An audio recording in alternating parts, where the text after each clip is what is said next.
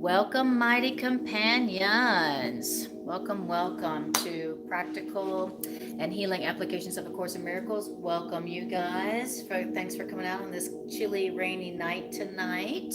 So wonderful to see you.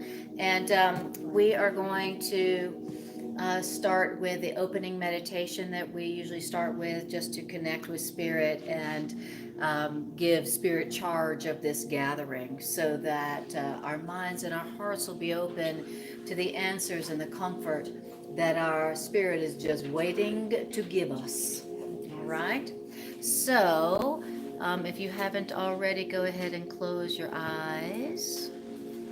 And we are going to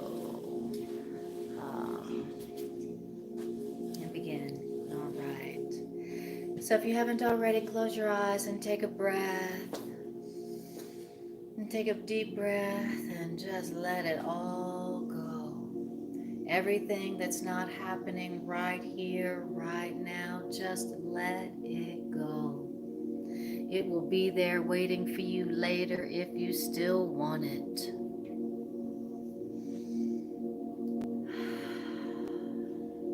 This is our time for the healing of our minds. We deserve it. We need it. And we say yes. We say yes to this holy instant healing right here, right now.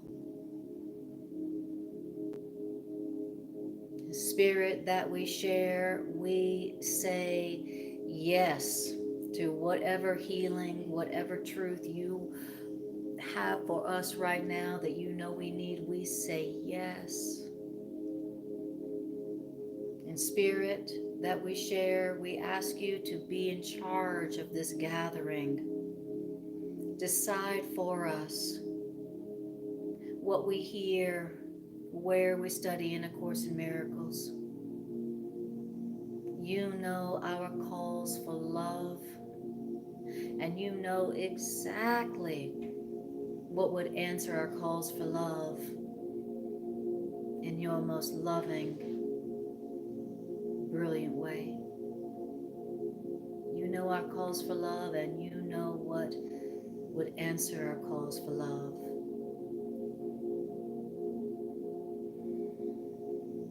And so we call on your voice.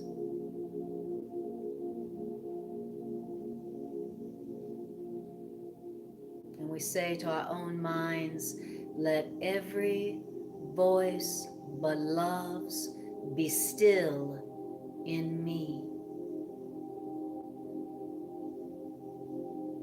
Let every voice but love's be still in me.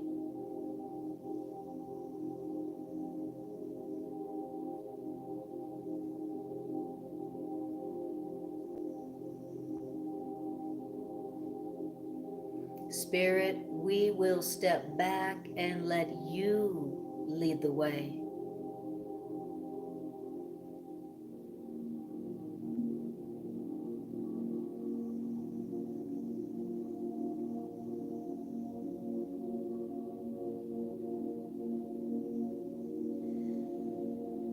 And for just a moment, let us remember who walks with us.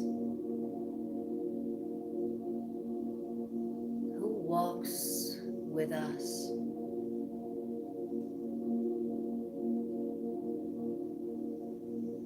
Who walks with me?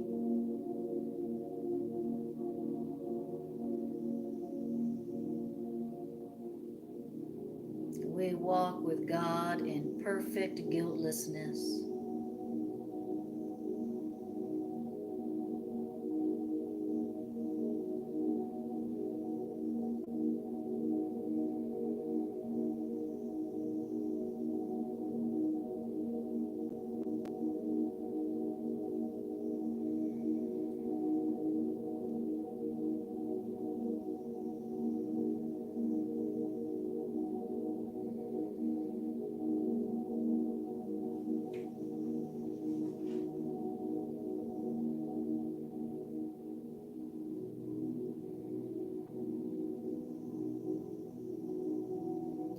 just spend a few moments more breathing in the Spirit, breathing in our spirit, feeling our spirit, which is who we are.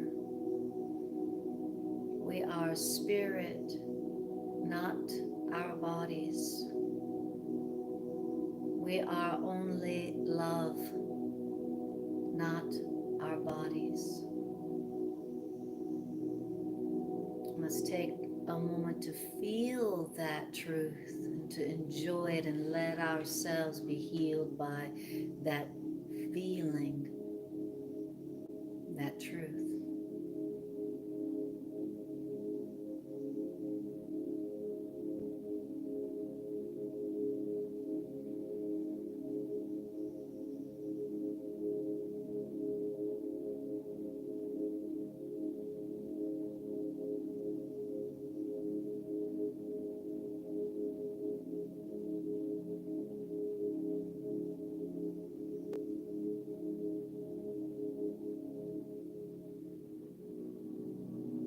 Thank you, Spirit. To be continued, Spirit. And to that we say amen.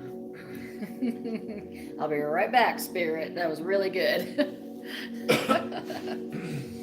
Okay, let's go out here. All right.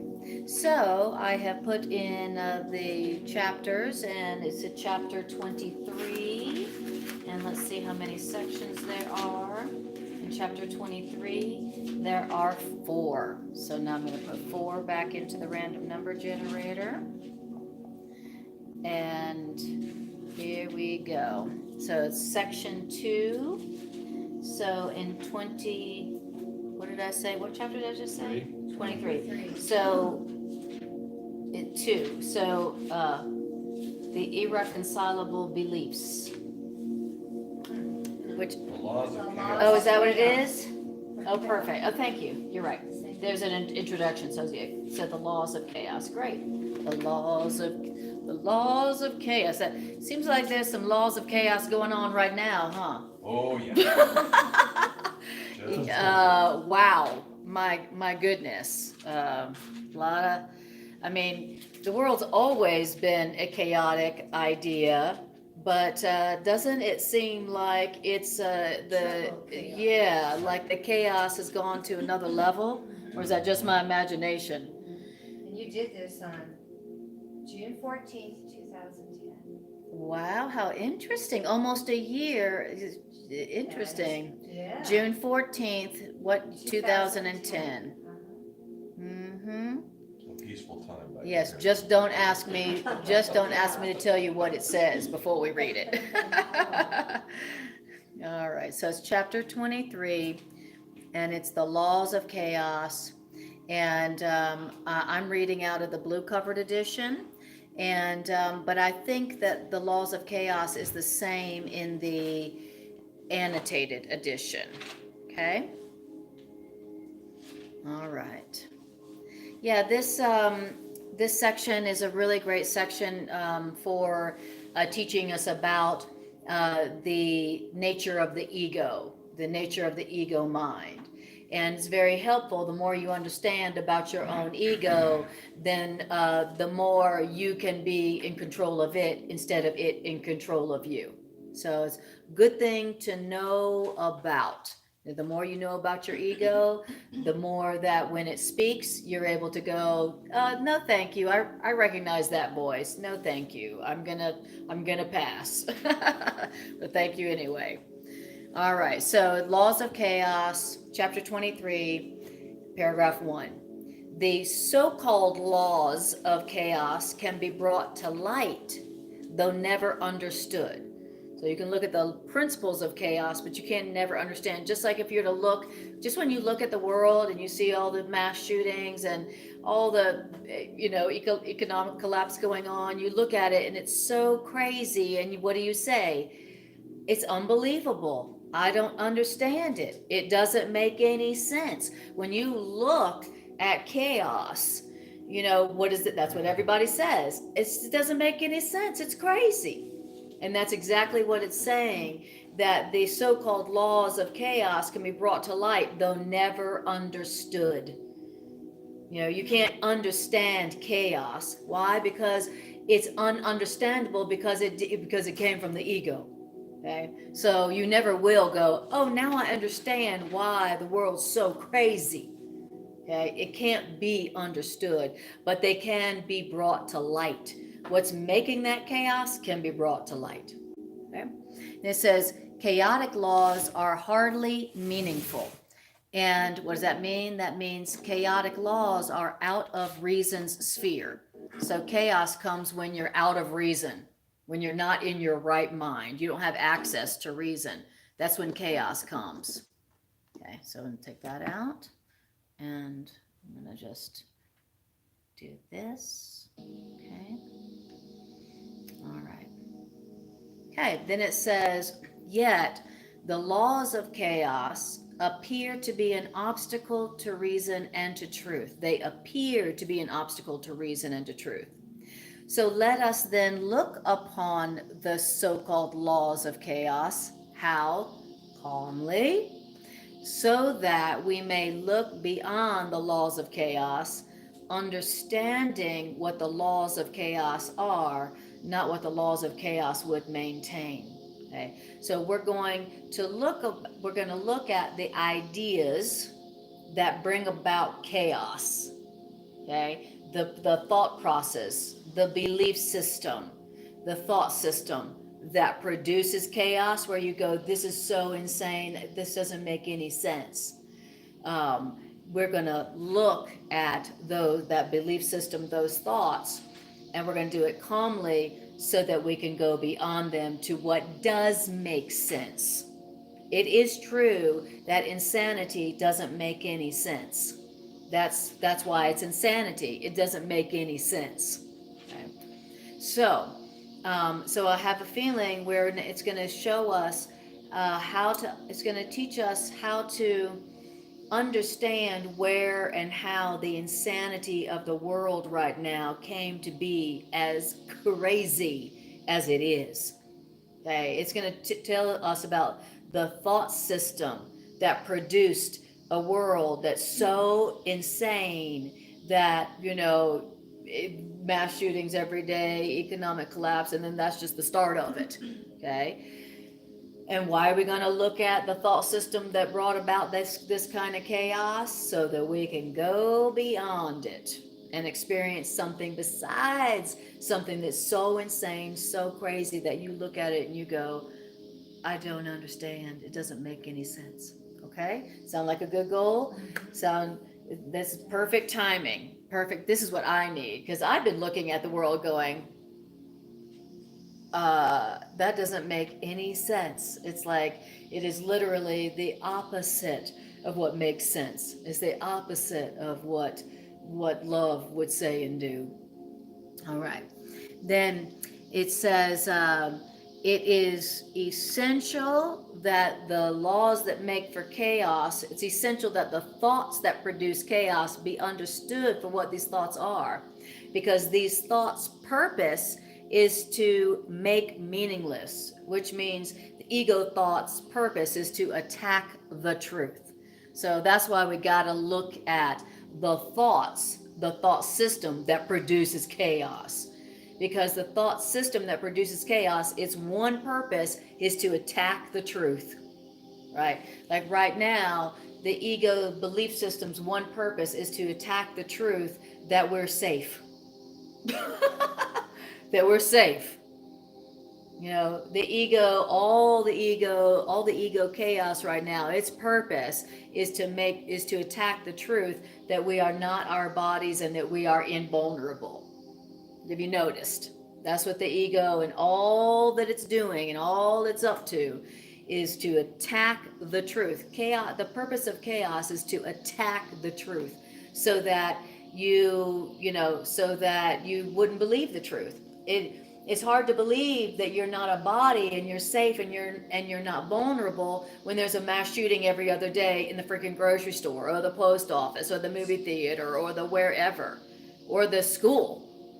You know, it's hard to feel like you're invulnerable spirit, not your body, immortal, invulnerable, when that level of chaos is going on. And think about chaos.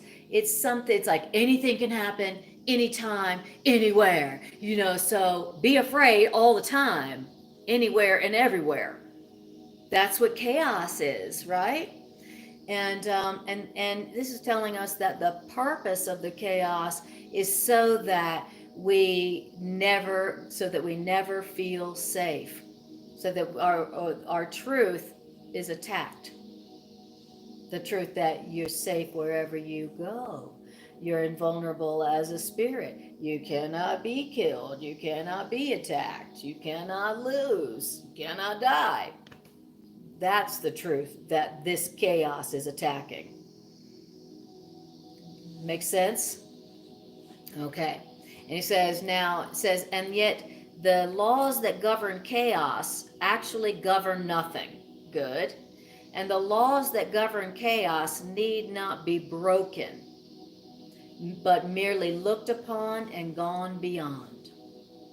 So instead of looking on the world and going, oh my God, this is so insane, nobody's safe anywhere ever, we're going to look upon the purpose of the chaos that's going on and go, why is it that the ego is making for so much chaos and unpredictability and fear right now? Why is that?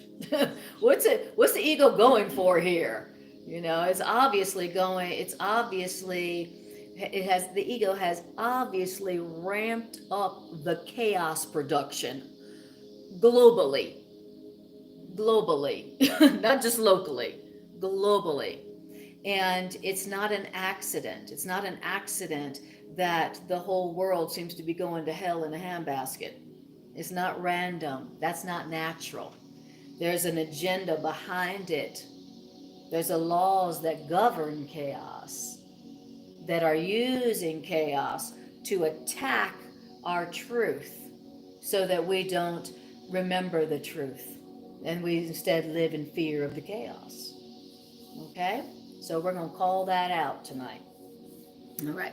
Hi, Sarka. Lovely to see you. Hi, Bridget. Bridget says, how many mass shootings this weekend? There was like 6. Or there was several. I mean, it's like the chaos has gone to a whole nother level. Like a whole nother level. So what is really going on with that? You know, what is going on? Course in Miracles will give us a perspective that you won't hear anywhere else. Course in Miracles will give us an interpretation of that will actually bring us peace, that will reaffirm our truth, so that we're not feeling terrified of the chaos. How about that? Anybody go for that? I would love that. I would love to not be afraid that my child's going to go to the mall today. Oh, my child's going to go to the movie today. My child's going to go to the doctor's office today. You know, oh no. You know, I would love to look upon the laws that govern chaos and quietly go beyond them, so that I can experience something besides the chaos and the terror that comes with it. All right, who's game? Who's game? Who's down? All right. Okay, great. So the first thought or belief that governs chaos, that produces chaos, is dun dun dun, that truth is different for everyone. That's the first mistake. It's the first false belief that produces chaos. Okay, you have a truth, I have a truth, you have a truth. It's different than my truth. It's different than the truth of the people who in China, which is different from the people who live in Russia, which is different from Vladimir Putin's truth, which is different from Zelensky's truth, which is different from the people who don't look like me on the other side of the world. You see where I'm getting at? The belief that the truth is different for everybody. In other words, that we're different. That's the first chaotic law. Okay. That's the first place that the trouble gets started. Thinking that, our truth is different. Okay. And so it says, like all these principles, false beliefs, this false belief maintains that each person is separate, which means each person has a different set of thoughts that set them off from others. So we're different, okay? We are not the same. You got different thoughts than me, and that sets us apart, and that makes us different. And whatever makes us different and sets us off apart from each other is also what makes us see other people as enemies. And so you can easily see how this could be the first law of chaos, because when is it that we go to war with others?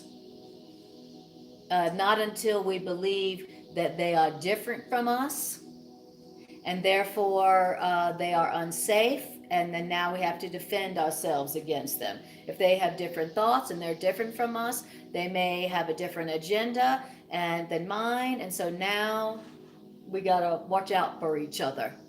And now we are enemies who must now destroy each other to determine whose truth is the truth. That's what we do in war. Okay, we have a different truth, and now we're going to fight to see whose truth is victorious, who is right. Which one makes it to the history books? Exactly, which one gets written in the history book.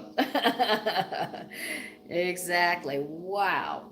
And so now it says this is the first belief that produces chaos. So wherever you have chaos going on in your life or world, my world feels like it's in chaos. It's like our entire planet does. But personally speaking, on a personal level, wherever it is that you experiencing chaos right now, it's very unpredictable. I'm very afraid. I don't know what's going to happen. That's the place where you want to say, all the other people involved in this situation, we are the same. We are not different. We are connected. They just want peace and happiness, and so do I. They don't know who they are as children of God, and neither do I. We are the same. We are not different. The people in Russia, they are not different from us. The person that I would like, that I'm tempted to hate right now, that person is not different from me. Now I am believing they are different, and I'm using that belief to justify my attack. But really all that's happening is I'm producing chaos in my life, and I'm producing chaos in my world.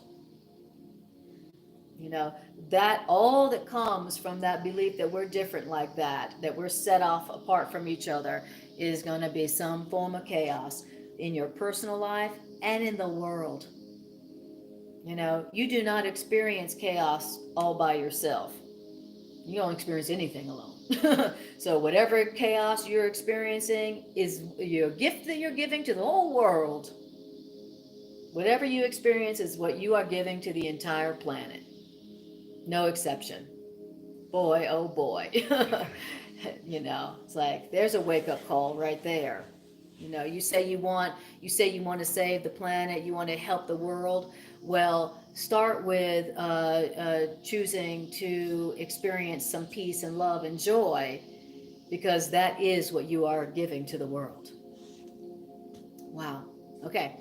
First law that governs chaos, first thought and belief that produces chaos, is the thought that the truth is different for everyone, and that everyone is separate and has a different set of thoughts that set them off from others, that make them different. Okay. Any questions on that? Great. This principle that the truth is different for everybody and we're separate and different because of our different truths, this principle evolves from the belief that there is a hierarchy of illusions. What do you mean a hierarchy of illusions? that some illusions are more valuable and therefore true. Okay? So the first belief, what is it? It produces, or evolves from the belief that there are some lies that are more valuable and more true than other. Some things, some ideas that come from the ego can be more true or more valuable than other ideas that come from fear. Okay? Some problems can be more valuable and more true than other problems. Some things that are not real can be more valuable or more true than other things that come from the ego. Whereas everything that comes from the ego is exactly, equally untrue. There's no hierarchy in illusions. All illusions are the same. So one mistake, one illusion, one lie, one fear, one guilt is the same as all the others. One problem, same as all the other problems. Okay? So if it's a lie, it's a lie, it's a lie, it's a lie. If it comes from the ego, it's all the same. All equally the same and untrue. Wow. So all we have to know is, where did this idea come from? Or where did this thing come from? All we need to do is ask ourselves, where did it come from? Did it come from fear or love? And once you've answered that question, you know everything about it and all the different forms it takes. It don't matter. No obstacle. Okay, did it come from fear? Then that's all it is. I don't care what form. I don't care if it comes in the form of cancer. I don't care if it comes in the form of a cold. I don't care if it comes in the form of a World War III. It doesn't matter if it comes in the form of stubbing your toe. If it came from fear, if it came from the ego, if it came from the belief that we're different, then it ain't true. It ain't real. So no hierarchy of illusions. Now, and it says, and each person establishes this hierarchy of illusions, this hierarchy of lies for themselves. And then each person makes their hierarchy of beliefs true by their attack on what another person values. So my false beliefs are more true than yours, as evidenced by my attack on you. So I have my hierarchy of things that are all equally untrue, and now I'm going to attack others to make it true, to make it more true, to make it right.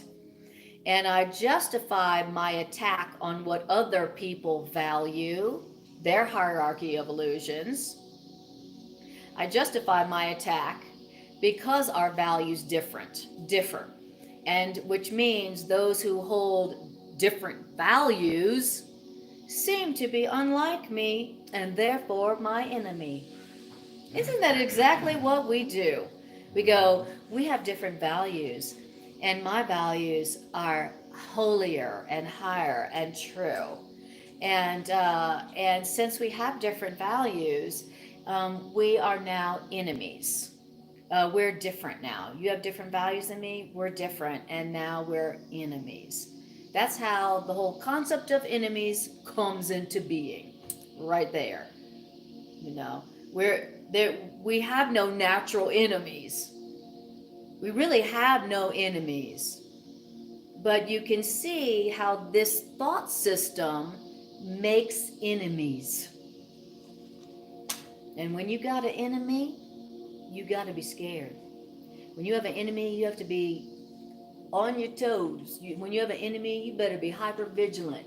When you got an enemy, you got to be like ready on the defense all the time. You can't take a breath and relax if you got an enemy. And so what's the first thing that the ego, for the first goal that the ego is going to be trying to implement? That we all see ourselves as different from each other. The Chinese, they have different values. The Russians, they have different values than us. We have different, and so you have different values. You're different.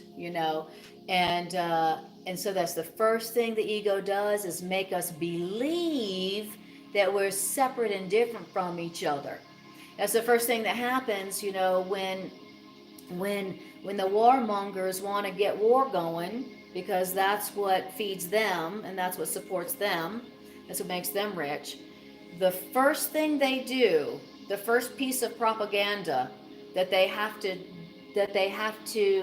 get the war machine to produce is getting us to believe that those people over there on the other side of the world are different from us, different values, that are, since they're different, are an attack on our values, that we should hate them for. There's that. They make themselves out to be victims. Exactly. That's the first thing that Victims, the warmonger propaganda has to get the people to believe, so that the people will support their desire for war. Not the desire for war of the people in the other country, not our desire for war, but the war machines, the warmongers' desire for war. So they have to get us pitted against each other, believing that we're different from each other with different values, and also a victim of the other one, a victim of the other one, so that we'll go, yeah, they are our enemies. Let's go to war. We'll send our children onto the battlefield to maybe never see them again. Sure, that's a great idea. After the first law of chaos, that we're different, now the idea of enemies and war makes sense. That makes sense. And now it's your patriotic duty to send our children off to war. And what's the first thing they've got to do in order to get us to be willing to sacrifice our children for their war? They gotta sell us on the belief, the propaganda, that we're separate and different, and we have different values, and that makes us enemies. Anybody recognize that? Anybody notice there's a lot of that going on right about now? Oh my God. So they're working on controlling us on what we should be thinking about. It's called propaganda. It's called propaganda and brainwashing. No. And the warmongers among us who benefit from war, that's what they do. But that's because that's what our egos do. That's what the ego does. That's how the ego operates. So the first thing that we want to do, if we're like, well, we don't want to be at war all the time. Sorry, you can't use our children to go to war for your purposes. Hell no. The first thing we have to do, if we actually do want to say no to that, is to look within and look at our own ego that's trying to get us to see other people as separate and different with different values, and attack them for our differences. You got to look within and recognize that the warmongers are in us. I have a warmonger in me, that wants me to look at other people who look different and seem different and sound different, and tell me they're different. You have different values. Was the truth is, the Course in Miracles says, no, they have the exact same values as you do. They want happiness. They want safety. They want their children to be safe. They want to have a life where they can pursue life, liberty, and happiness, and not have to worry about their children. They want to be they want the exact same thing as we do. In other words, we have the same values. We all want the same thing. And so we have to remember that within ourselves. And then once we stand up to and reveal the warmonger within us, then we can turn to the warmongers outside of us and go, not in our name, no. And then there's no war. But if we turn to the warmongers and go, no war, no, we don't want war, no war in our name, but we aren't doing that within our own selves, then it won't seem to work. We'll continue to feel powerless against the big old war machine.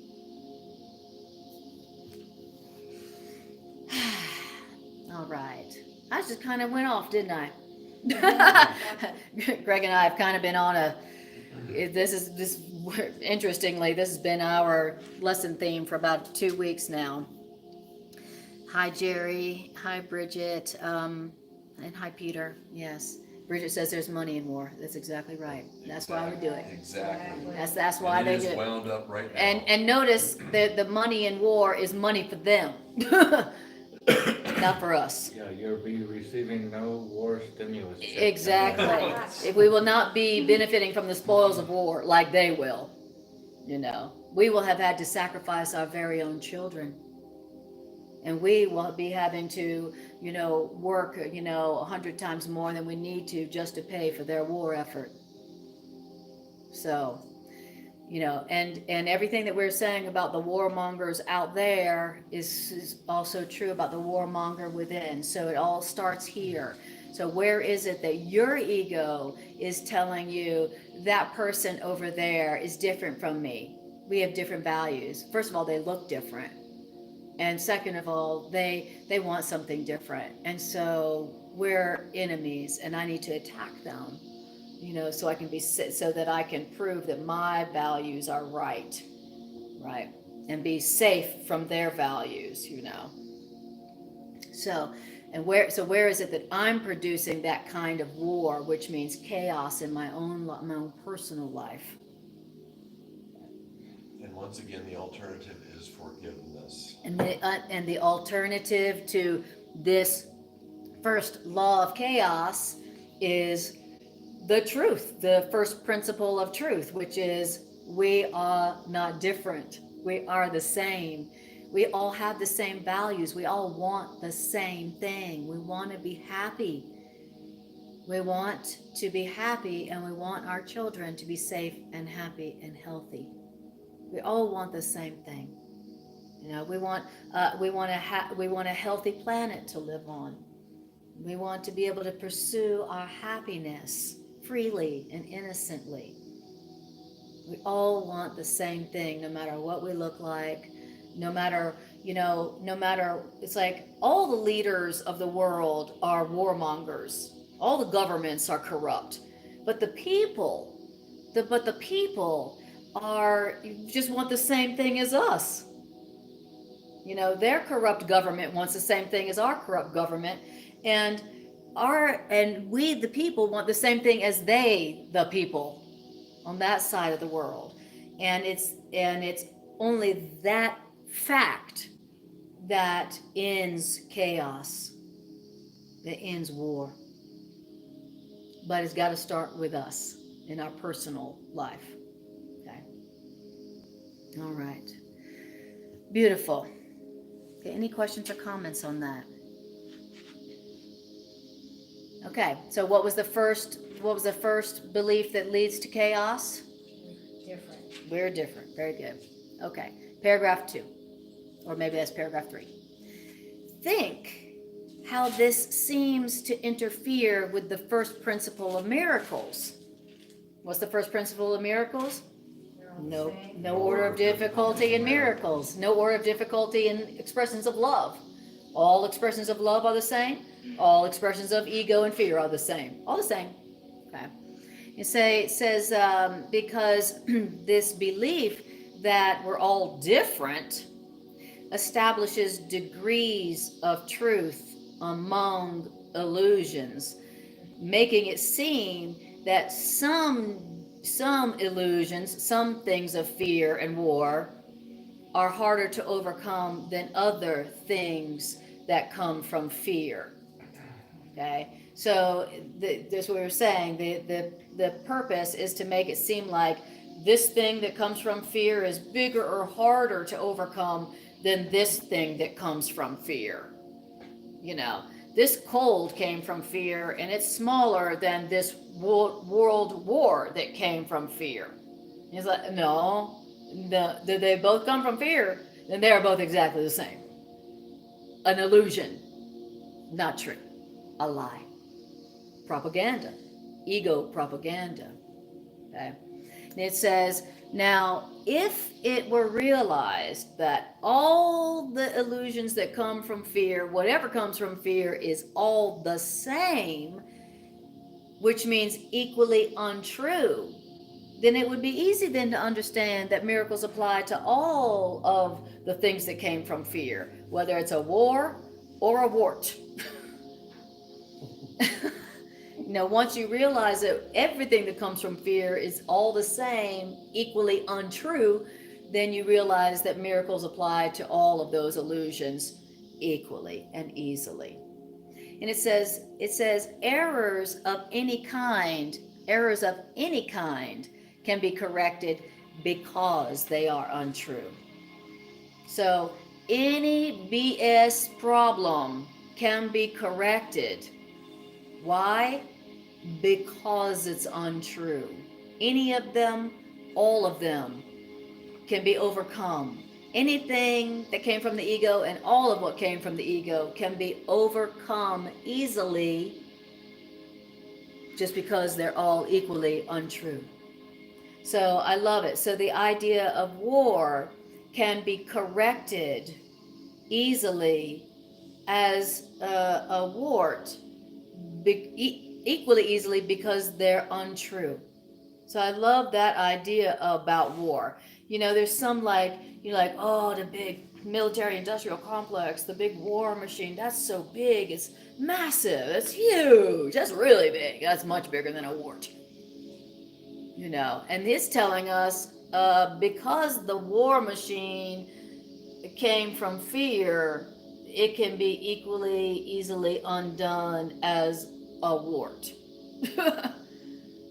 Why? Because they're equally untrue. Just because one looks bigger and badder than another form of fear, that doesn't mean that's true. Okay, well, that's good to hear. I'm really glad to hear that, because I was looking at the big bad war machine, military industrial complex seeming to rule the world, going, that's really big, and I'm really small. That's huge. That's global, man, and armed to the teeth, and I'm really small. So I had been looking at that illusion and going, wow, that's bigger and harder to overcome, than the wart on my foot. Okay. And so this is telling us the truth so that we, can dispel that illusion called the war machine. Like that. So, it appears, though, in time that there has to be, for lack of a better expression, a critical mass of Indeed. of us, of children of God, Yes. thinking correctly to see that there are that one's no harder. That's to solve exactly than right. the other. That's and it exactly takes right. time for that critical mass to manifest. Exactly. I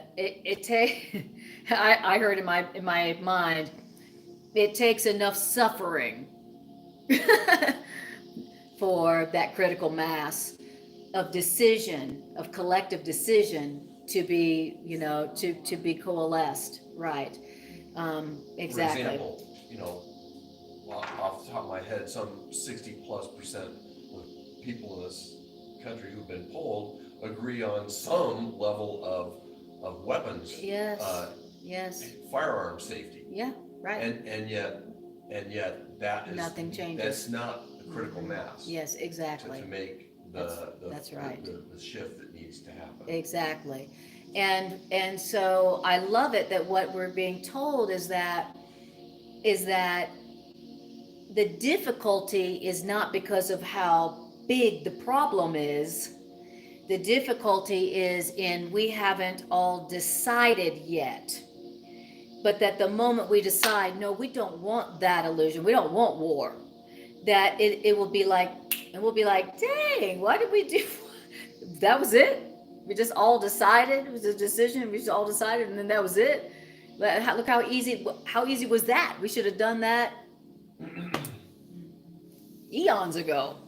You know, in other words, it's not difficult to do. It's not difficult to have a big seeming, you know, illusion corrected. It's not harder to have that illusion corrected, the big war machine one, than a small one.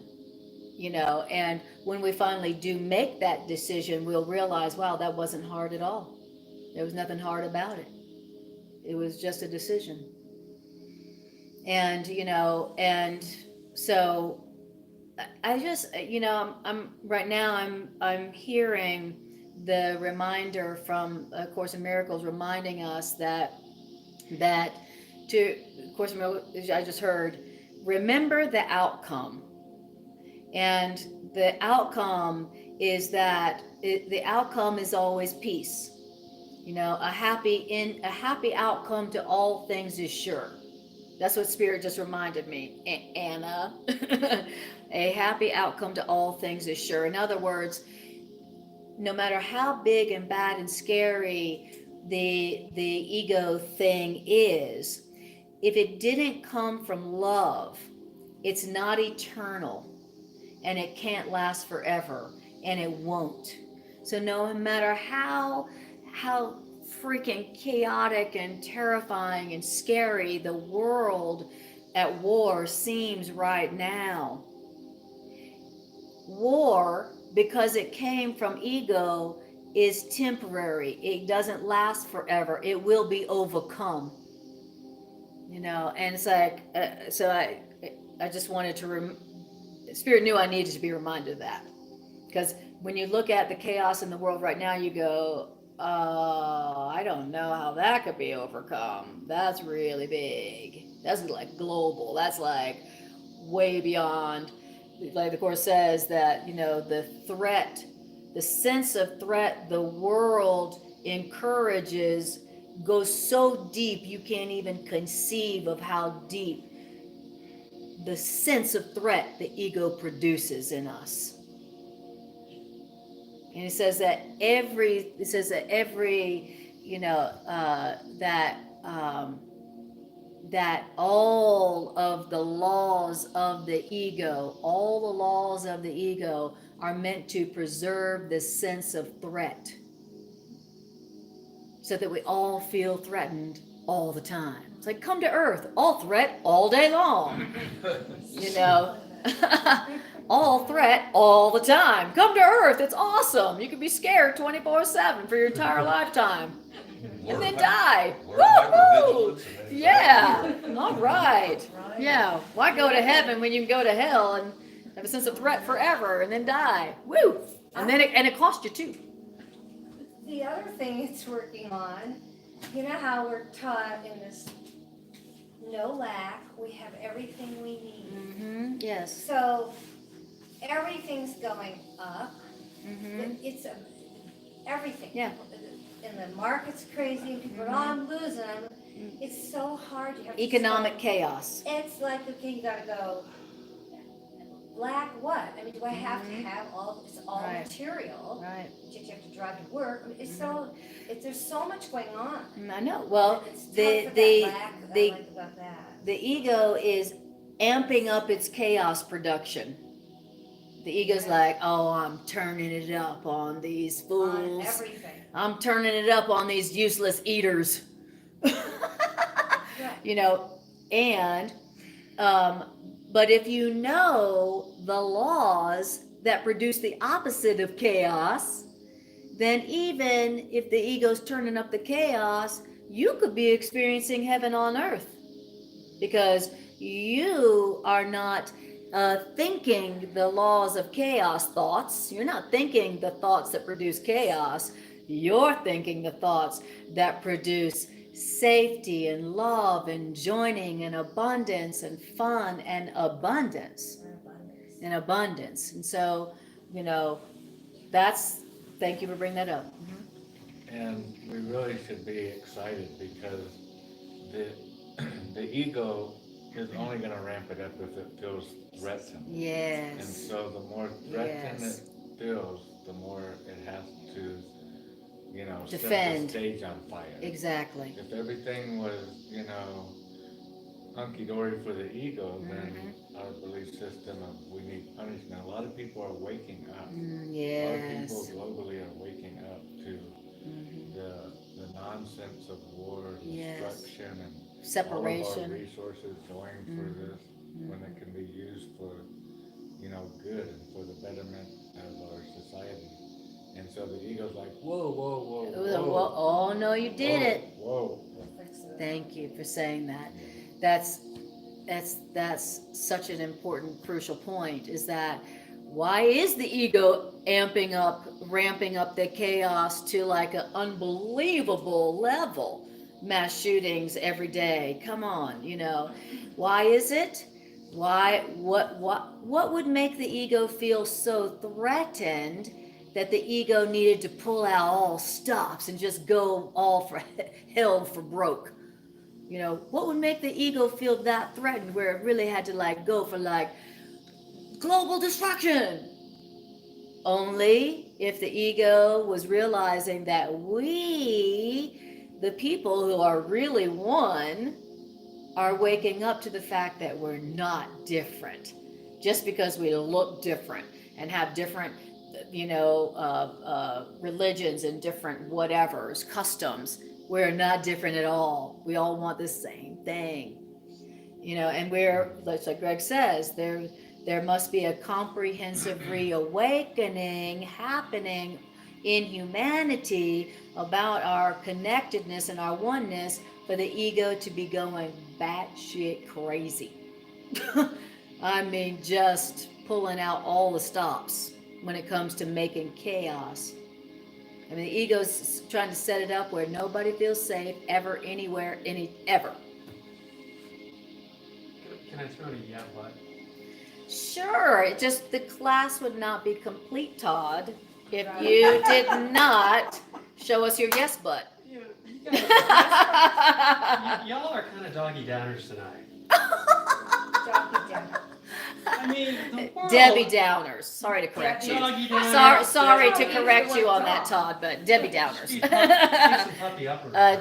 Todd just said that we were being Debbie Downers tonight.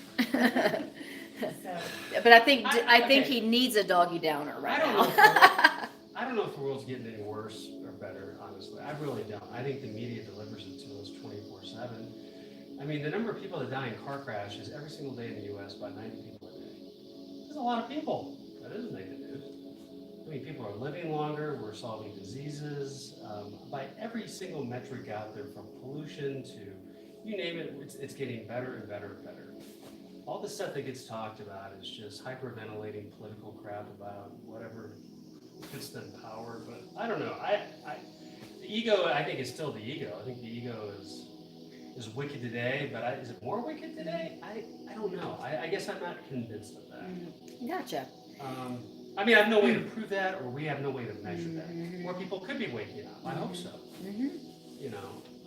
Well, the Course in Miracles doesn't pussyfoot around calling Earth hell.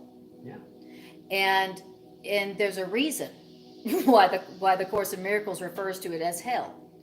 And that is because it appears that chaos rules here. And that's why so many people are so afraid. And when you look at what's happening in the world, it does appear that the chaos seems to be ramping up, meaning more fear, more fear, more fear. But Anna, think about just, you go back 50, 100 years ago, your risk of dying of some disease was right around the corner every day. You had to live in fear of that all the time. Bad news happens fast, good news happens slow. That's why you don't hear about it.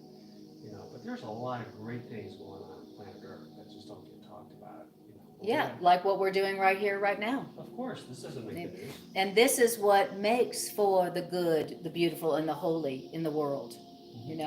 But if you're here on Earth and you don't know about the ego and what it's up to, then you are more susceptible to the ego using you for its purposes, which is chaos.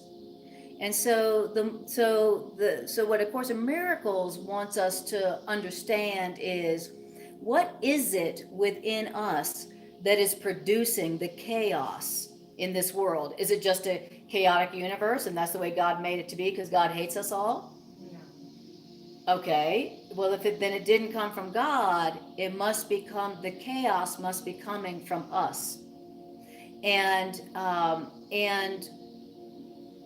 so these are the ideas that enable us to think thoughts that produce the opposite of chaos. And that's what is producing the good, the beautiful, and the holy. That is also here. So. No, I'm so glad that I have this. I'm sure you guys feel the same way. I can't imagine going into a traditional church and having the preacher or priest or whatever having to talk about mass murders and the reasons for it. They're out of things to say. What are they going to say? Yes, exactly. God works Well, in mysterious ways. they all say the same thing: senseless killings. Exactly what they just said. Things that don't make any sense.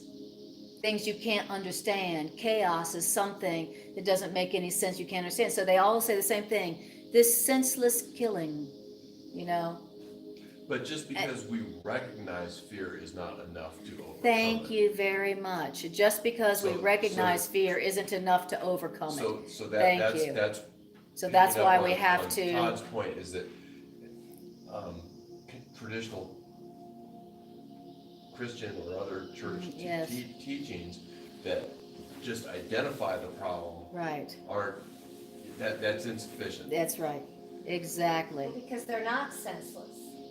Some of it comes from, I think that the people that are doing this stuff need help. Well, they're not. They need- It's not accidental. Exactly. It's not accidental. You know, when they, I love it when they talk about the murderer, the shooter who goes into the school, and then they go, now we're working to determine whether what the person's motive was, and whether they are sane. And they're like, huh? What, you're going to now to try to determine what we're now trying to understand what the person's motive was. The person's motive wasn't clear. Because they're not Film, well. stay tuned, film at 11, so they're not random. They're not random. They are happening because somebody was taught from when they were a child that they were set apart, that they were different, that they were alone, that they were disconnected, different, enemies from others, and they were taught that, and it made them unhappy, it made them feel guilty, it made them feel ashamed, it made them angry, it made them sick in the mind, to the point where going and shooting up a school made sense to them, made it make them feel better. Because no one around them was. Right, exactly. They learned the first law of chaos. They learned the belief system that can't but produce insanity, hatred. That's why it happened, so that's their motivation. They hated themselves because that's what they learned, and then that's what they were giving. And the only answer is the truth that produces the opposite of chaos, and that is what we call miracle, the truth. The only answer is love. What is a miracle? A miracle is an expression of love. That's what a miracle is. It's not like, I'm part of the Red Sea, woohoo, that's so great. No, a miracle is anytime you express love instead of fear. Anytime you make a choice to go, I'm going to love. In hell. Yeah, I'm gonna choose to love here in hell. This person that just attacked me, I'm gonna choose to love them. That's a miracle, Whereas my ego is telling me I need to fear and hate this person because they're different. Well, I'm not gonna listen to that voice. I'm gonna choose to realize that we're the same. I'm gonna choose to love them instead. Well, that's a miracle. And the miracles have more power to undo and correct chaos than even the ego thoughts have power to produce chaos. The expression of love will always have more power to create the good, the beautiful, and the holy than the ego will ever have to create any level of chaos. Love will always be more powerful, more creative. Love always has the corrective power, and no order of difficulty in the corrective power of the decision to love instead of fear. No order of difficulty. All expressions of love are maximal. All expressions of love are maximal, which means I can heal that whole war machine. My expression of love can correct the big old war machine just as easily as my expression of love can correct that wart. It was the example that came through earlier. Yeah, when I was listening to your class yesterday about choosing the loving perspective, I chose a loving perspective and the situation changed just like that. It was amazing. Exactly. So the power of the love to correct the illusion of the chaos is unlimited. Whereas anything that comes from the ego, fear, anger, hatred, murder, has no power to do anything. So the Course in Miracles says to when you are feeling afraid of some like big ego illusion, like, oh my God, that's cancer. Oh my God, that's war. Oh my God, that's a psychotic madman. Oh my God, the epidemic of school shootings. Of course, says when you're seeing those things and tempted to feel despair, that to say to yourself, all power is of God. What is not of God has no power to do anything. And so when you say that, you're reminding yourself that however big and bad and scary it looks, it don't have any power to do anything because it didn't come from God. I don't care if it's war, cancer, murder, school shooting, epidemic. Only what comes from God, only what comes from love has power. Everything else has no power to do anything. It can't touch a child of God. It can't kill a child of God. It can't change a child of God from something pure to something evil. It can't change one blade of grass. What is not of love has no power to do anything. Now, that is the truth, and that is the truth that is that undoes chaos. That's what undoes chaos. Beautiful. This is exactly what I needed to hear tonight. Because I have been like truly watching the chaos like, oh no, that's that's so big and bad, and I'm so little and powerless. Or the war machine is so big and bad, and we are so small and powerless. No, and that's the whole purpose of the chaos, is that we would feel small and helpless and powerless. And then you don't do anything. You don't even change your mind. You get so overwhelmed. Who am I? Who am I to stand up to the big old bad military industrial complex war machine? Who am I to stand up to them and go, no? Right? And so then you go, well, who am I? I'm nothing. And so you do nothing. When really, we're the ones who have the power. We're the ones who have the power of love. So, all right. Okay, beautiful. Hi, Galia. I love it. Beautiful. Right on, Galia. What is not of God has no power to do anything. Wow. Very nice, Galia. Lovely to see you, dear. And hi, Cousin Robin. Okay. Paragraph 4. The second law of chaos. Man, I didn't know we'd get through the first.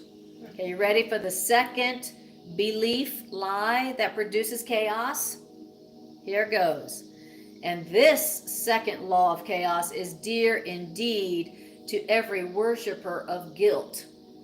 And this belief lie is that each one must sin, that everyone is guilty, and therefore everyone deserves attack and death. Well, that's very cheery ego. Let me tell you, that sounds exactly like something the ego would come up with. Everybody sins. As a matter of fact, everybody's born in sin. That whole thing about being born in sin, that came from the ego's second belief that produces chaos. Everyone must sin. You know, we're all sinners. Nobody's perfect. Nobody's perfect. We're all sinners. Everybody's at least a little guilty, and most people are mostly guilty. But everybody must be guilty. Everybody must be guilty. Everybody is guilty. Everybody's a sinner. I mean, we're so crazy. That's the first thing you hear in all of our religious texts, on all our religions. Everybody's guilty. Everybody's guilty and born that way and needs to beg God for mercy for your guilty, sorry self. And the best way you can do it is to give into the donation plate.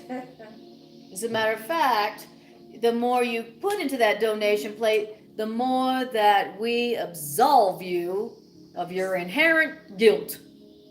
So don't be stingy. Your eternal salvation depends on it. Like our family was so, they're like, well, if you pray to the Blessed Mother, Jesus will answer your prayer because he won't turn down his mother. Oh, I love it. That's great. It's in some churches, if you pray to the Blessed Mother, then Jesus has to answer you because Jesus has to listen to his own mother. Thank you, Jerry. That's hilarious. That's hilarious. You know, I swear, it's wonderful. It's wonderful. Okay, so the second lie, propaganda from the ego that we've all learned that was never true, that has produced chaos in our world, is the belief, the lie, the untruth, that everybody is guilty. Everybody must sin, and because everybody's guilty, that means everybody deserves attack and death. But have a nice day. I understand, Todd. Sometimes it feels like the Course in Miracles is a big old downer, you know. It's so negative. And that is why a lot of people don't like Course in Miracles. They prefer to go to other faith-based things that are more positive, that are more inspirational and, you know, affirmational and Touchy-feely good. Yes, exactly. Whereas Course in Miracles is like, you know, we're going to talk about the thing that's in your mind that is obviously producing chaos. And, you know, the chaos in your world is not an accident. And it's coming from you. And unless you look at it and question it and hear the truth about it, it's just going to take you over and use you and use your life and your body to make more chaos in the world. How about that? Would you like that? You know, I don't want to be the vessel for my ego to create more chaos in the world. And that's what the ego wants to use us for, by the way. That's the ego's biggest score. All right, I got another Course in Miracles student to create some more chaos in the world. One for me. Yeah, the ego is like, you know, in the ego boardroom going, woohoo! I got a Course in Miracles teacher to put some more chaos in the world. I deserve a promotion. All right. So the second lie belief that we've all been taught that is producing chaos in our lives and our world is the belief that everybody must be guilty, and so everybody deserves death and attack. Okay? We know that's true because what do we say of somebody who says, I am guiltless? We say, you're a blasphemer, and that's the biggest sin you could do, is say, I'm innocent. That's what we say about people who say, I am innocent, I have no sin, that's the ultimate sin. That's the one deserving of death for real. Okay. So it says, and this principle of chaos, closely related to the first principle of chaos, is the demand that errors call for punishment and not for correction. So the belief that everybody guilty, and so everybody deserves attack and punish and death, is the same idea that says that when somebody makes an error, that they deserve punishment instead of correction. And that's what we learned. That's what we learned. Then there's the further implication that it's our job Yeah. to identify when you messed up and for me to point it out. Exactly. And punish Exactly. you if I can. That's right. Exactly. Yes, that everyone is guilty, and so everyone deserves punishment and attack and death, and that whatever mistakes anybody makes, they calls for punishing them, and that I'm the one who should do it. Well, it's not only somebody else who is accusing you of that, but a lot of us lay the trip on ourselves. Absolutely. Exactly. We're such Oh, yeah. we're such good codependent folk that even long after our parents have been telling us what a dipshit we are, we do it ourselves. That's what a good codependent, loyal, faithful, kids we are. Successful programming. Absolutely. Okay. So here is a belief that is not true, that gone unchecked and uncorrected will produce the belief that whenever you make a mistake, it's a sin and you deserve punishment for it. And it will also guarantee that the people in your life, when they make a mistake and choose fear over love, that you will see it as a sin, not a mistake, and that you will see that they deserve punishment by you. And so you will then give them punishment, thus creating more chaos in your relationships. As if we didn't have enough already. I think along those lines, Anna, I'll use the example, but something came up today and someone very close to me made a mistake. And she was just horrified, in tears, and it was like, it's okay. It's okay, it's just a mistake. It's just a mistake. Yes, exactly. Try not to beat yourself up for it. Exactly. But if you're guilty in your essence, then when you make a mistake, it's a sin, and you deserve punishment. Oh my God, how could I have been so stupid? How could I have been so stupid? I should have known better. Yeah. Exactly. It's just a mistake. When you believe that who you are is guilty, when you make a mistake, you're going to beat yourself up and go, oh my God, I'm such an idiot. I should have known better. What an idiot. When you know that guilt is not inherent, you weren't created guilty, you're not guilty, no matter what. When you make a mistake, you go, oh, I made a mistake. Silly me. I'm still learning. I'm learning. I'm a human still learning. Living here on earth means learning. I'm still learning. Oh, okay, well, that was helpful learning. Thank you for that learning. Oh boy, I'm so grateful for that learning. Now that's how you respond to your mistakes and other people's mistakes, when you stop believing the lie propaganda that you must be guilty, because everybody's guilty. Okay, so when you stop believing the propaganda, the ego propaganda that we all learned, now mistakes we will allow to be gently corrected in others and in ourselves.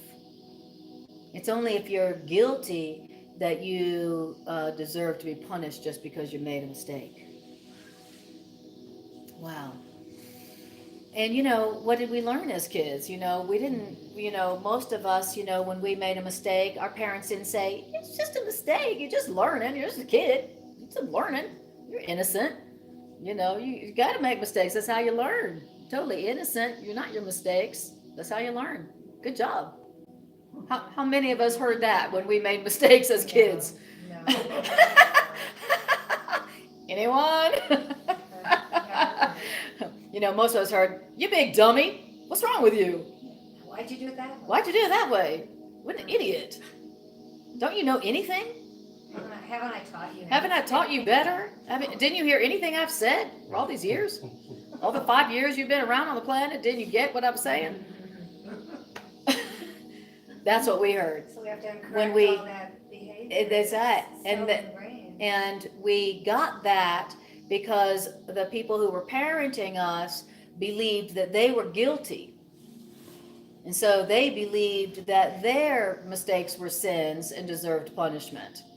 And so when they witnessed our mistakes, then they, gave punishment, thus affirming that we're guilty in our essence.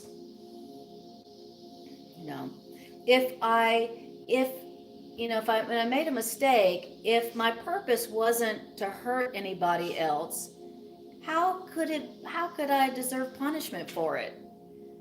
My purpose wasn't to hurt anybody in that mistake I made. I wasn't trying to hurt somebody.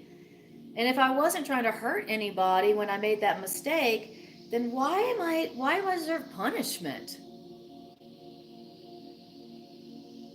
I don't. I deserve correction. I deserve love. And of course, A Miracle says, love is the correction. When I say you're not guilty, you're innocent, nothing you did has changed anything, nothing has happened. Reality is still as it was created by love, and you didn't do anything, nothing happened. Love is the correction, saying that was just a mistake, you're not guilty. That does correct whatever produced that error. That's no fun. I can't assert my moral superiority. That's right. I know. I know. That's right. You can't assert your moral superiority with that attitude. Exactly. So promptly forget what I just said. We must preserve our moral superiority at all costs because it's made us so happy. It's made our life so peaceful and safe. That's why we're here. That's why we're here. Exactly. It's specialness preserving. Absolutely. Punishment is guilt preservation. Like if you want to preserve your guilt and all the shame and the pain and the yuckiness and the loneliness that comes from it, then keep punishing others and yourself when you make a mistake. And then you'll be able to keep that shame pain going. Love it. Moral superiority. About a month ago I watched an old movie. You guys seen Dead Man Walking? Yes. Susan Sarandon. Oh yes. Had a long airplane flight. What a beautiful movie. Yes. On this point, exactly. That's right. Exactly. That's exactly right. Love is the ultimate. Love is the only corrector. Love is the only thing that corrects errors, not punishment. Punishment just keeps the sense of sin, the belief in sin going. And don't ever forget this important line from A Course in Miracles. It says, guilt is an unconscious request for punishment. Now, and so when you're feeling guilty, remember, you are asking unconsciously the universe to punish you. Because everybody knows that those who are guilty deserve punishment, right? That's what we all learned. That's what we learned. The guilty don't deserve love. The guilty deserve punishment. So every time you believe that you are guilty, you are unconsciously setting into motion the laws of chaos and requesting punishment, the punishment that the guilty always deserve. Now, you are not guilty, and so you don't deserve punishment. And the punishment that comes is not coming from God. It's not coming from the universe. You know, the punishment isn't coming because you are guilty. The punishment is you're drawing it to you. You're creating it for yourself because you believe you're guilty. I mean, that's like, you know, so next time you're tempted to feel ashamed or to feel guilty, the Course in Miracles says to say to yourself, what I experience, I will make manifest. If I am guiltless, I have nothing to fear. I choose to testify to my guiltlessness and not to its rejection. I want to bring peace to mankind. That is what A Course in Miracles says to say when you're tempted to feel guilty or ashamed or whatever synonym for that. Because because that corrects the error of guilt. What's the error? What's the error? Guilt. And you want to correct that error so that you're not going to be drawing punishment to you unconsciously. What I experience, I will make manifest. If I am guiltless, I have nothing to fear. I choose to testify to my complete guiltlessness right now and not to its rejection. Let me bring peace to mankind through this decision now. That's one of the little prayer things, you know. Where is that? I think it is in a section called the Decision for Guiltlessness. Decision for Guiltlessness. Talk about a powerful, the ultimate tool of protection, the ultimate protective device. Okay. Beautiful. I love it. Galia says, and us using the same tactic on our children with intent to grow great humans. Not very encouraging. No wonder. Exactly. Very good. Very good. Galia, you heard that. And Irene says, guilt is an unconscious request for punishment. All right. And hi, Nina, Michelle. Okay. Where? Oh, my God. It's 5 minutes till 8:30. Okay. Well, then I will just finish this paragraph, and then you'll have to go home and read the rest yourself. You know? Yeah. No. I don't want to hear how I'm attracting chaos into my life anymore. I just want somebody to come and take it away from me and make me feel special. All right. So it says, because the destruction of the one who makes the error places the person who made the error beyond correction, which means beyond forgiveness. Now, what that person has done, their error, is thus interpreted as an irrevocable sentence upon themselves, which God himself is powerless to overcome. Dun, dun, dun. You bad. You so bad. You did something so bad, not even God can fix that. That's how bad you are. That's how guilty you are. You know, it says when you punish somebody who makes an error, you're putting that person beyond correction and saying that they have made a sin that was so great that not even God could overcome. You're bad to the bone. You're bad. You so bad, not even God could fix that. Oh, you did something so bad, not even God, even though God who would love to correct it can't. That's how bad you are. That's how bad your sin was.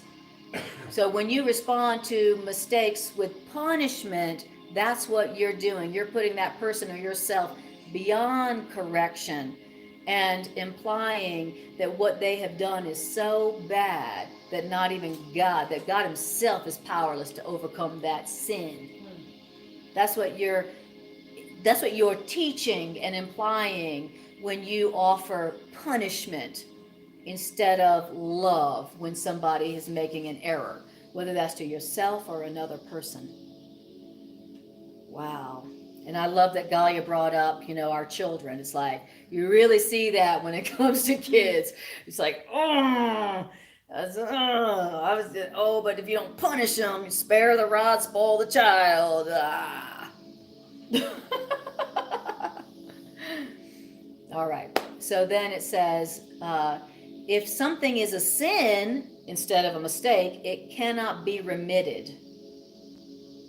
Because what? Because sin is the belief that you can make mistakes for which your own destruction becomes inevitable. That's what sin is. The sin is the belief that I could do something that's so bad that my own destruction for this is inevitable. That's how bad what I did was. That's what sin is. Sin is the belief that you could do something so bad that you have to be destroyed by it. And even God himself, who really wants to love you, even God is powerless against you being destroyed because of how bad what you did God was. hates sinners. Because God hates sinners. That's what we learned. Exactly. And so sin is a belief. Sin is a belief that that's not an error. That's a sin that cannot be undone. Even God can't undo that. And you kind of sealed your fate on that one. Sorry. Oh well. Better luck next lifetime. That's what sin is. And so the Course in Miracles wants us to go, here's the belief in sin, and the belief that errors are not errors but sins. That's the second belief, second law of chaos. Everyone must sin, and sins are not errors, and sins mean you have to receive punishment to be undone. Okay, that's the second law of chaos. So in whatever way we are believing that lie, we are producing chaos, aka punishment, in our own lives and in the world. So that's another belief we want to let go of. That's another belief we want to be corrected for sure, and as soon as possible. And you're going straight As soon to as hell, possible. there's nothing you can do about it. Exactly. That's how, and so next time you do something that you're feeling guilty about, next time something happens where you're feeling ashamed about, you tell yourself as fast as you can, this is just a mistake. It's not a sin. This is just a mistake. It's not a sin. This can be corrected easily by love. Okay? Do that, because if you don't do that, if you don't respond to that sense of guilt and shame in that way, you are going to see yourself as deserving of punishment, and you're going to draw some chaos to you. And remember, you don't experience chaos by yourself, so that's what you'll be given to the world as well. So, and then also, if you want to replace chaos in your world with peace and abundance and harmony and joy and fun, when somebody else makes a mistake and they act insane, when somebody around you is insane, meaning aka are making a mistake, when they're acting insanely, tell them silently or out loud if it makes sense. Say to them, it's just a mistake. It's not a sin. It's just a mistake. It's not a sin. It can be just as easily overcome as anything else. It's not a sin. It's just a mistake. It's okay. You don't deserve punishment. It's just a mistake. You're still learning. We're all learning here. Living is learning here. Living is learning. Living here is learning. You're not here if you ain't learning it anymore. It's not like you get to be an adult and you don't have to keep learning anymore. If you're here, you're learning.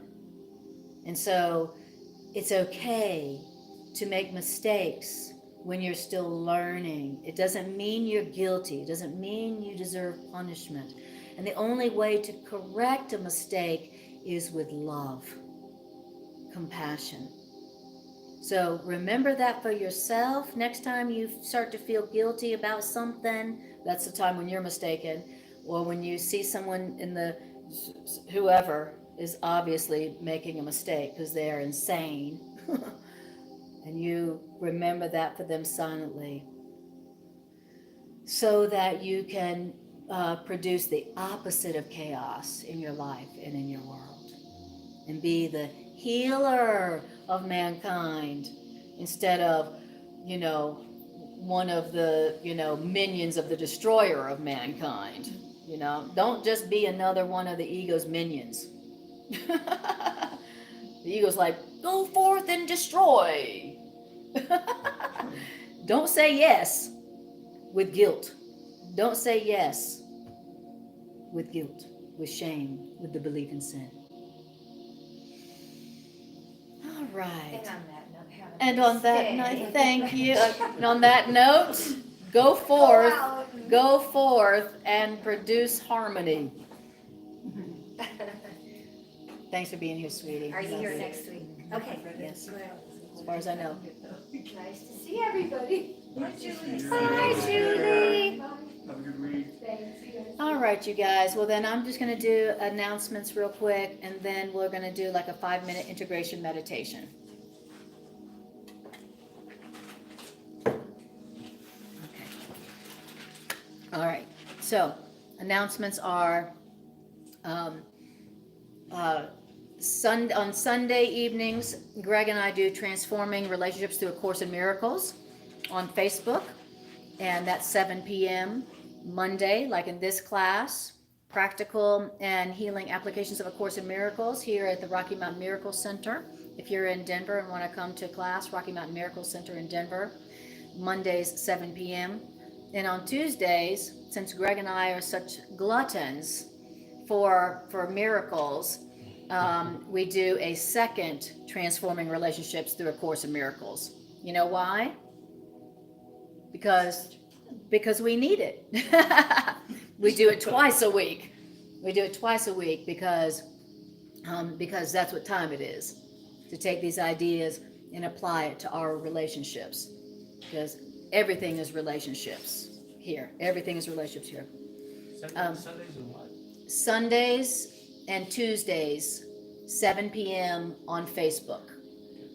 And soon, Greg and I will be most probably doing our Sunday and Tuesday Course in Miracles class in person also at the Unity of the Foothills in Evergreen. So if you want to come to a class in person and want to come to Evergreen to do that, Sundays and Tuesdays, 7 p.m. and on Facebook. Okay? Beautiful. Also, I'm a holistic psychotherapist, and I have a holistic psychotherapeutic practice called Miracle Psychotherapeutics. That's a mouthful. And if you would like to schedule a one-on-one Miracle Psychotherapeutic session with me, then either message me here on Messenger or go to my website, annakujawa.com, and find my phone number and text me. Always the best way to reach me, always is texting. And if you have ever messaged me and if you ever emailed me or called me and I didn't message you back, it's not because I didn't like what you were saying. I probably just never saw it. So, I'm innocent. I released myself from email shame. All right. Live it. Yep. All right. So, I appreciate you guys so much. You're so amazing. And so now we'll just do a 2 to 3 minute integration meditation. And then we'll go back out into the lab and practice seeing mistakes as mistakes. Demi says, I love this healing circle. Thank you, Demi. Thank you. We appreciate you too. She's saying she appreciates our healing circle. I appreciate our healing circle too. Very valuable, very precious. Thank you. Make sure to tell them to like your site. Thank you. And Jerry reminded me to tell you to hit to like, to on YouTube, hit the like, share, and subscribe. That tells the algorithms that you value, this content is valuable on YouTube. And if you're watching on Facebook, one way of supporting the ministry is to share this video on your Facebook stream as well. And if you would like to make a financial expression of appreciation to our Miracles Ministry, then you can do just my email, annakujawa1 at gmail.com, Zelle, PayPal, and Venmo. All right. I appreciate all you guys so much, so much. Okay. All right. So take a breath, close your eyes, breathe.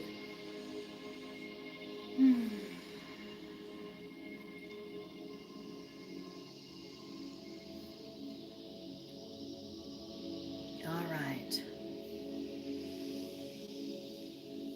Let us reverse engineer some of the chaos in our lives right now. Unlearn the beliefs that produce that chaos so that we can be creating the good, the beautiful, and the holy in our world. So I want you to bring to your awareness a situation or a relationship right now where you are experiencing chaos, something that is frightening and unpredictable, that's making you feel unsafe and vulnerable. And bring that to your awareness and take a breath. Beautiful. Now we're going to reverse the production of chaos. Now I want you to ask yourself, in this situation or relationship, where is it that I was seeing another person or other people involved as separate from me and different from me, wanting something different from me and having different values from me, and therefore my enemy? Where is it you were judging somebody, saying, well, they are different from me, I would never do that?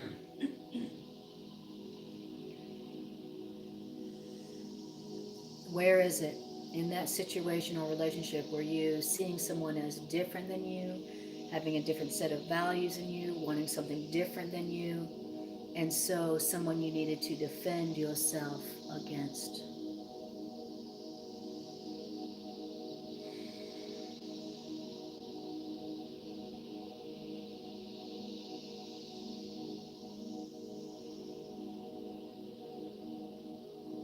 Beautiful. Take a breath.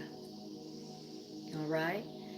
And now, same situation or a new one. If you got another situation or relationship that feels chaotic and frightening, or you don't feel safe in, bring that to your mind. And I want you to ask yourself, where is it in this situation within me was I accepting guilt and shame? Was I seeing it in somebody else, or was I feeling it within myself? Where is it that I was believing the lie of that I am guilty and they must be guilty also? Where is it that I was believing the lie of guilt and shame?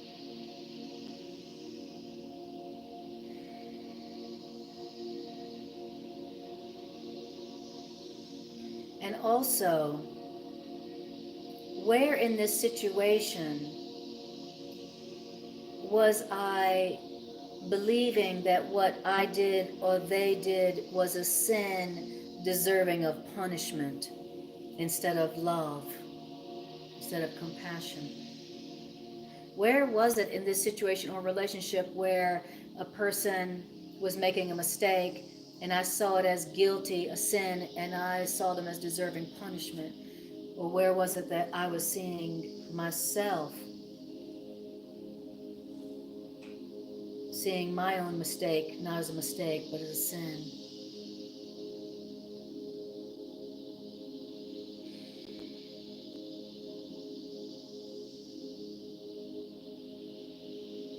And now I want you to ask yourself, how is it that I attracted this chaos, this punishment? How is it that I attracted this chaos that feels like punishment?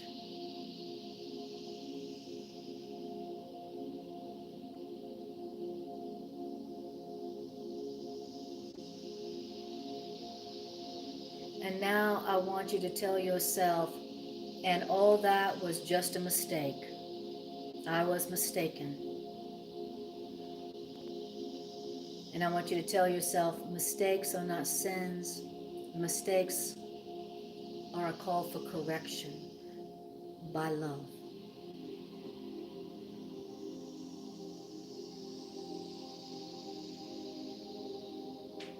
And I want you to find within yourself where you were feeling or harboring the belief in sin and guilt in this situation or relationship. Where is it that you were harboring the belief in sin and guilt?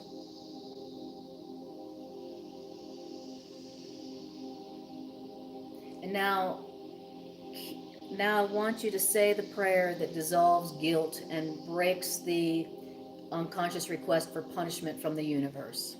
Okay? This is the prayer to allow the sense of guilt to be corrected and the request for punishment to be canceled. Say to yourself, what I feel, I will make manifest. What I believe, I will make manifest right now. And if I am guiltless, I have nothing to fear. I choose to testify to my acceptance of my guiltlessness and not to its rejection. Let me bring healing to mankind through this right now.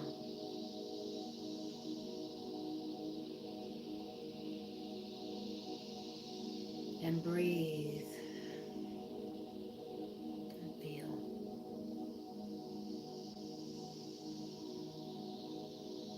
I am the guiltless child of love itself.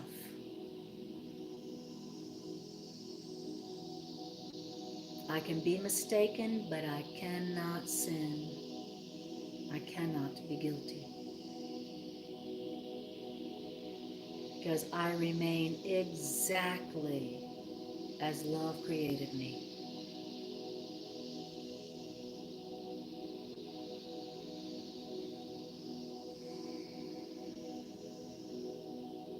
Beautiful. And take a breath.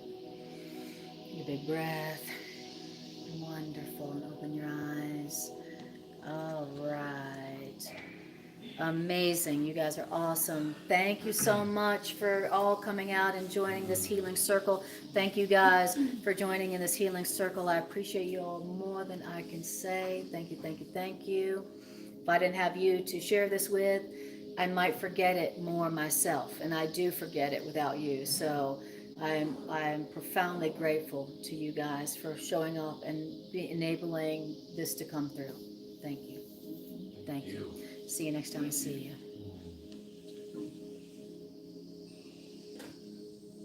That is exactly.